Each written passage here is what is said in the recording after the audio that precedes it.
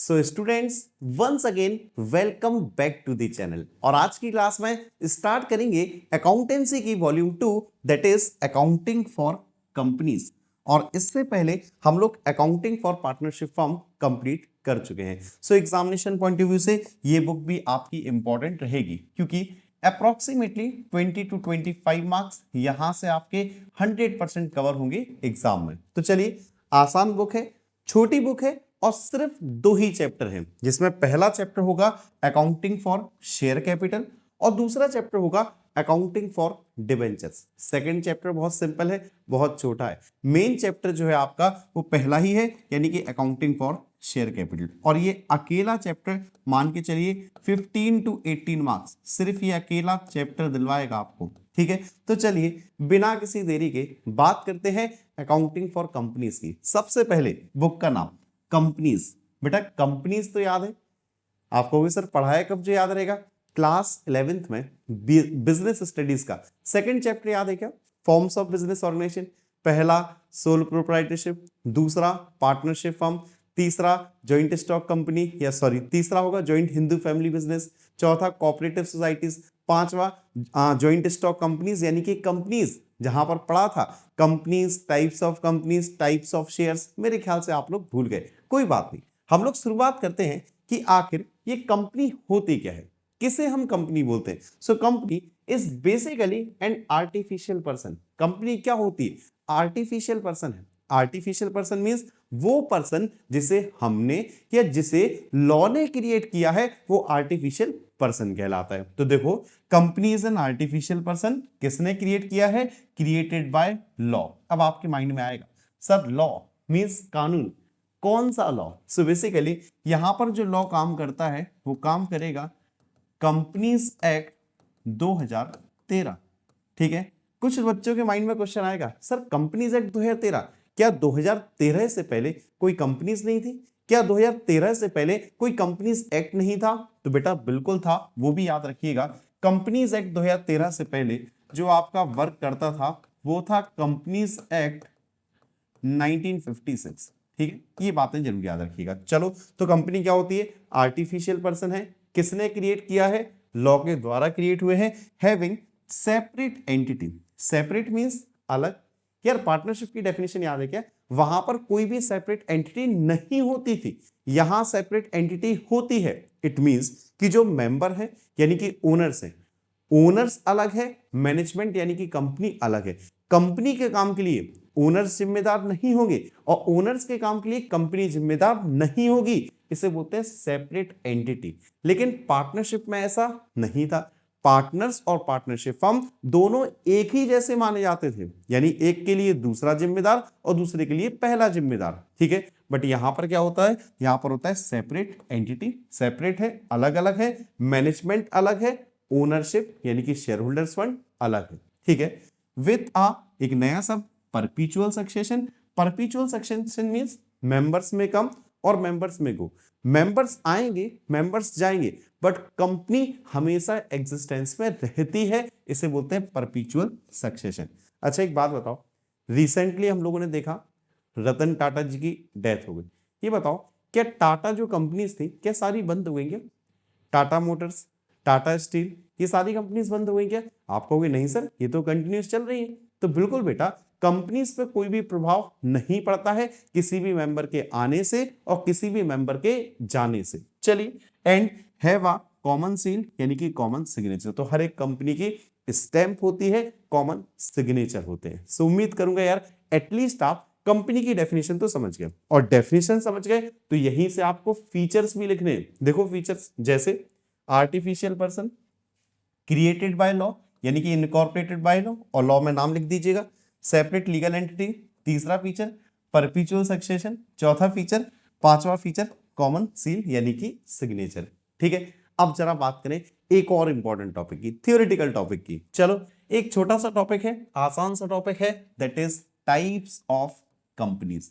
अब कंपनीज कितने टाइप की होती है, 11th क्लास फिर से याद दिलाऊं, पब्लिक कंपनी, प्राइवेट कंपनी। चलो वापस से आओ, पढ़ा तो ठीक, नहीं पढ़ा तो शॉर्ट में पढ़ाऊंगा, ज्यादा डिटेल में आपको नहीं पकाऊंगा। देखो सबसे पहले यहां पर जो कंपनी होती है वो होती है वन पर्सन कंपनी। नया कॉन्सेप्ट है और आपसे एग्जाम में पूछा जा सकता है, ध्यान रखिएगा। सो 1% कंपनी और बाकी दो आपकी सेम वही, एक होती है प्राइवेट कंपनी और एक होती है आपकी पब्लिक कंपनी। चलिए तो एक एक से जरा थोड़ा सा बात कर लेते हैं तीनों के बारे में।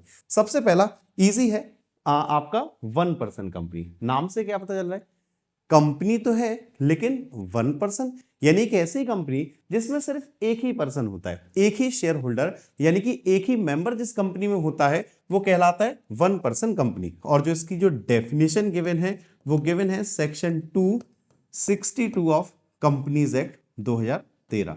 सो यार कंपनीज एक्ट में डेफिनेशन गिवन है, मींस इसमें रजिस्ट्रेशन कंपलसरी होता है। अच्छा, कुछ लोगों को हो सकता है याद आ रहा हो कि सर सोल प्रोप्राइटरशिप भी तो ऐसे ही था, सोल प्रोप्राइटरशिप, सिंगल सेलर।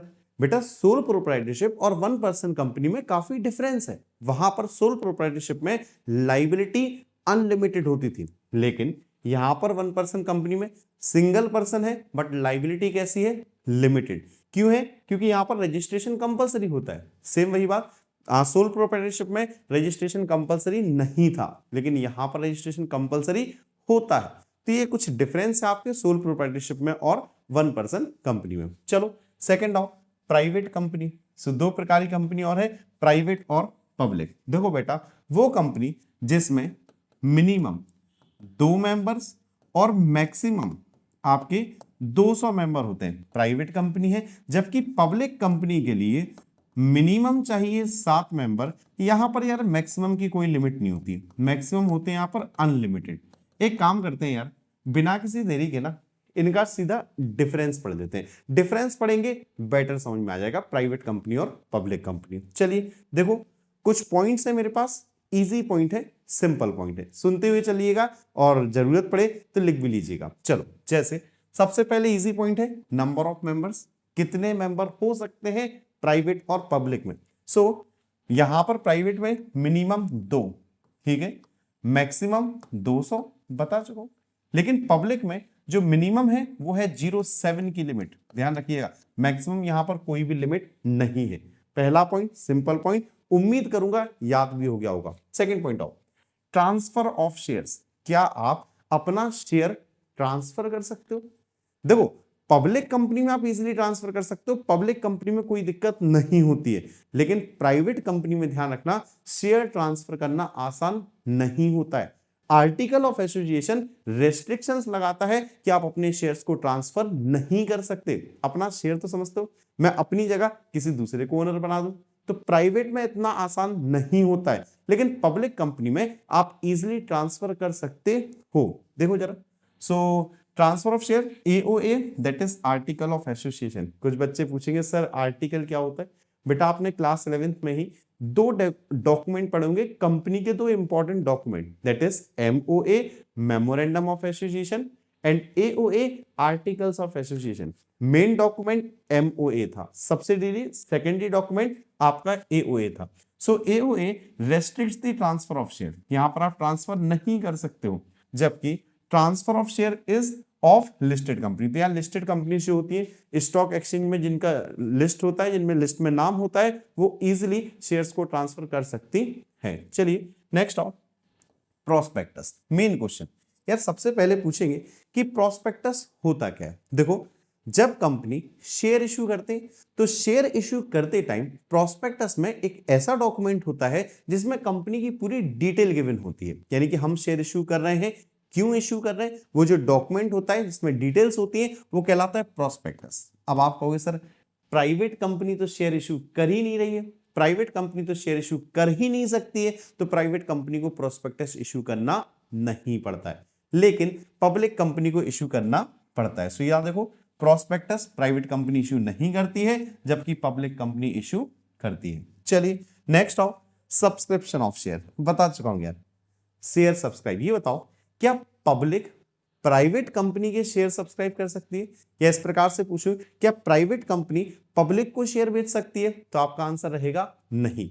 जब प्राइवेट कंपनी रजिस्टर्ड ही जब प्राइवेट कंपनी लिस्टेड ही नहीं है तो अपने शेयर इश्यू नहीं कर सकती, पब्लिक को शेयर ट्रांसफर नहीं कर सकती। देखो, shares can not be offered to public for subscription, private company offer नहीं कर सकती पब्लिक को, जबकि shares can be offered to public for subscription, public company कर सकती है। नेक्स्ट आओ, number of directors, easy point, मैंने ऐसे पॉइंट लिए कि आपको इजीली याद हो जाएंगे। नंबर ऑफ डायरेक्टर्स देखो, मैक्सिमम की लिमिट प्राइवेट पब्लिक दोनों में सेम है 15, मैक्सिमम दोनों में ही कितने होंगे डायरेक्टर्स 15, लेकिन मिनिमम में प्राइवेट में होने चाहिए 2, पब्लिक में होने चाहिए आपके 3। सो मिनिमम जरूर याद रखिएगा। नंबर ऑफ डायरेक्टर्स 1 मार्क्स में एमसीक्यूज पूछा जा सकेगा, ठीक है।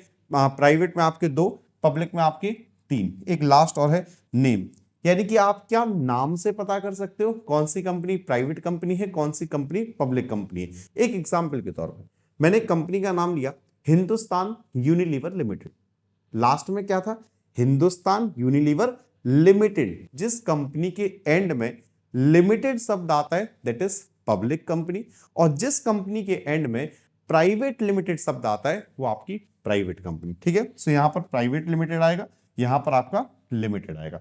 तो डिफरेंस था, सिंपल था। यदि आपको नोट करना है तो बेटा 1 मिनट में साइड में हट जाता हूं, आप लोग स्क्रीनशॉट ले सकते हो, नोट कर सकते हो। चलिए सो आगे आएंगे। नेक्स्ट टॉपिक है हमारे पास इनकॉर्पोरेशन ऑफ कंपनीज। अब ये बताओ कंपनी स्टार्ट करनी है, कंपनी स्टार्ट करनी है, कौन कौन से रूल्स, कौन कौन से तरीके अपनाने पड़ेंगे। तो इजी स्टेप्स है, सिर्फ 4 ही स्टेप है। वैसे तो डिटेल में बार बार कह रहा हूं क्लास 11th में ये थ्योरी पढ़ी होगी, बट कोई बात नहीं, थोड़ा सा देख लेते हैं। सबसे पहला जो स्टेज होता है वो होता है प्रमोशन। प्रमोशन जो वर्ड है कहीं ना कहीं यार प्रमोटर से बना है। प्रमोटर पता है कौन होता है? प्रमोटर वो पर्सन्स होते हैं जो कंपनी को स्टार्ट करने में हेल्प करते हैं, जिसको आइडिया आया कि यार कंपनी स्टार्ट करते हैं, कुछ काम करते हैं, यानी कि जो लोग कंपनी को स्टार्ट करते हैं, जो लोग कंपनी के स्टार्ट होने से पहले के खर्चे करते हैं, वो प्रोमोटर्स कहलाते हैं। और ये सारी एक्टिविटीज किस में आती हैं? प्रमोशन। सो पहला काम होता है प्रमोशन का, कंपनी का आइडिया लेके आओ, कंपनी के रिसोर्सेज देखो और सोचो क्या कंपनी स्टार्ट हो सकती है या नहीं हो सकती है। अब मान लो इतना सब किया, हमने नाम भी सोच लिया, कंपनी का ये नाम रखेंगे। सो नाम को क्या करवाएंगे अभी हम लोग? इनकॉर्पोरेशन, यानी कि रजिस्ट्रेशन ऑफ कंपनीज। आप सभी लोग जानते हो बिना रजिस्ट्रेशन के कंपनी स्टार्ट नहीं होती। सो अब करवाना है रजिस्ट्रेशन, अब करवाना है नेम अप्रूवल कि कंपनी का नाम क्या होगा, किस प्रकार का बिजनेस कर रहे हो। Main document memorandum of association, promoters लिखेंगे, यानी कि उस पर सारी डिटेल्स फिल करेंगे। MOA AOA main documents prepare करेंगे।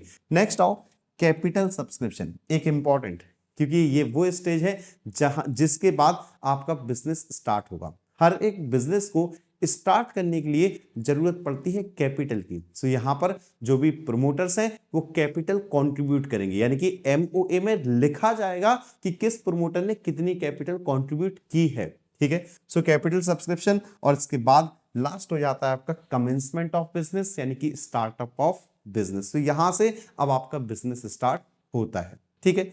एक छोटा सा टॉपिक और जो मैं यहां आपको पढ़ाना चाहूंगा, चलिए सो देखो। अच्छा, इसके बाद एक बात आप लोग ध्यान रखिएगा, जो मेन टॉपिक है ना, अब वो स्टार्ट करना है शेयर्स।